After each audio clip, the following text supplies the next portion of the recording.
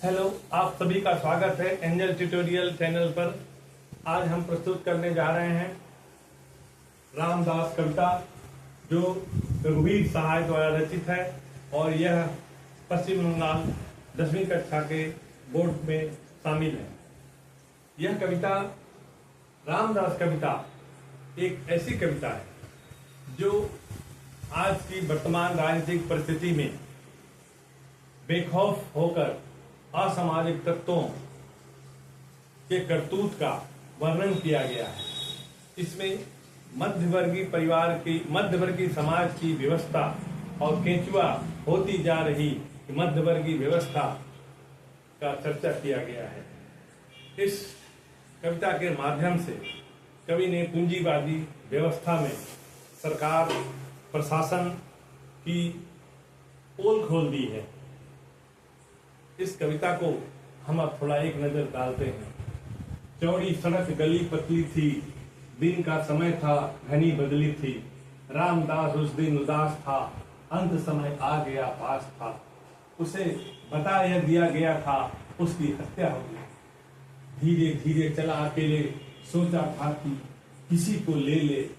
फिर रह गया सड़क पर, सब थे, सभी मौन थे, सभी निहत्थे, सभी जानते थे यह उस दिन उसकी हत्या होगी। खड़ा हुआ वह बीच सड़क पर, दोनों हाथ पेट पर रखकर, सधे कदम रख करके आए लोग, सिमट कर आंख गड़ाए लगे देखने उसको जिसकी तय था हत्या होगी। निकल गली से तब हत्यारा आया, उसने नाम पुकारा, हाथ तौल कर चाकू मारा, छूटा लहू का फवारा। कहा नहीं था उसने आखिर उसकी हत्या होगी। ये कविता में यह बात कही गई है कि रामदास एक व्यक्ति है, एक मध्यवर्गीय व्यक्ति, एक आम आदमी। आज हमारे समाज में एक आम आदमी की क्या अवस्था है, कितना विवश है, कितना निर्मम है, इस बात का इस पाठ में चरित्र का चित्रण किया गया है।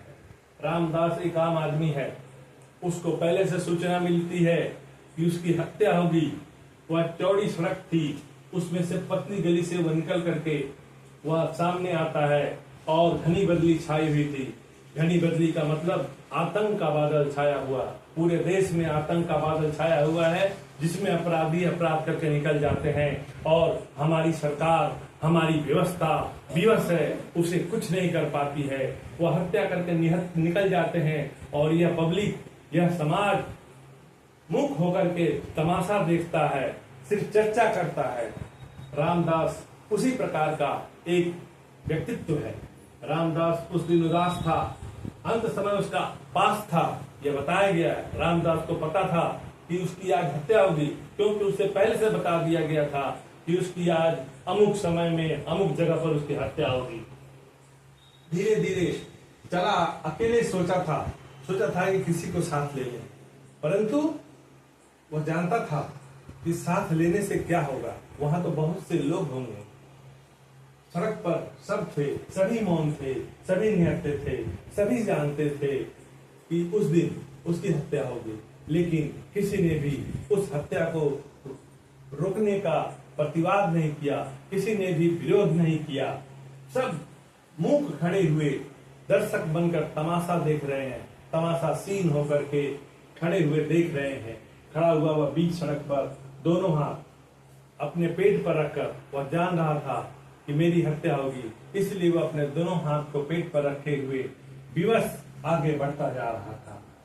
सधे कदम करके आगे सिमट कर आंखें गड़ाए लगे देखने उसको जिसकी तय था हत्या होगी। सभी लोग जो वहां पर मौजूद लोग थे, भीड़ भाड़ था, कोई फांका इलाका नहीं था, भीड़ भाड़ था।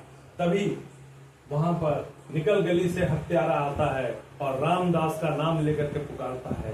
रामदास का नाम लेकर के पुकारता है और वो अपने हाथ में चाकू लेकर तौल कर उठाकर रामदास को शरीर पर भोंक देता है और उसके शरीर से लहू का फुहारा फूट पड़ता है। और कहा नहीं था फूटने के बाद उसकी हत्या होगी, यह बात उसको कहा नहीं गया। भीड़ ठेड़ कर चढ़ा गया वह, मरा पड़ा है रामदास यह, देखो देखो बार बार का, लोग निडर उस जगह खड़े रह, लगे बुलाने उन्हें जिन्हें संशय था हत्या हो। अगली लाइन है, इसमें बताया गया है कि हत्या करने के बाद, रामदास को चाकू मारने के बाद उसके पेट से खून का फवारा फूट जाता है और रामदास वहीं पर गिर पड़ता है। उसकी लाश बीच सड़क पर गिरी पड़ी है। उसे पता था कि उसकी हत्या होगी और उसने लोगों को भी बताया था कि उसकी आज हत्या होगी। भीड़ को ठेल कर वह हत्यारा बेखौफ वहां से निकल जाता है। किसी को भी उसको रोकने का, प्रतिरोध करने का, प्रतिवाद करने का हिम्मत नहीं होता है, साहस नहीं होता है। कहने का तात्पर्य है कि किस तरह से वर्तमान राजनीतिक परिस्थिति में किस तरह से बेखौफ होकर हत्यारे हत्या करके निकल जाते हैं और यह सरकार, यह व्यवस्था विवश है। आम आदमी इसको झेल रहा है। भीड़ ठेल कर लौट गया, वह मरा पड़ा है रामदास मरा पड़ा है, वह भीड़ ठेल कर चला जाता है। बार बार देखकर लोग उस वहां खड़े रह जाते हैं और उन्हें बुला बुला कर दिखा रहे हैं, बताने की कोशिश कर रहे हैं। जिनको संशय था, जिनको यह संशय था कि आज रामदास की हत्या होगी, यह झूठ बात है, नहीं हो सकती है। इसलिए उनको लोग बुला बुला कर दिखा रहे थे कि देखो यह हत्या हो गई। यानी एक परिपूर्ण साजिश थी और पहले से तय थी और उसको अंजाम दे दिया गया।